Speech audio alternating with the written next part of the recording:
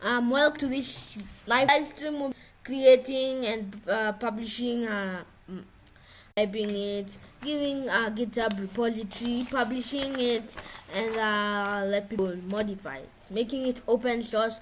We'll talk all about that in this episode. So let's start with the first step, which is prototyping.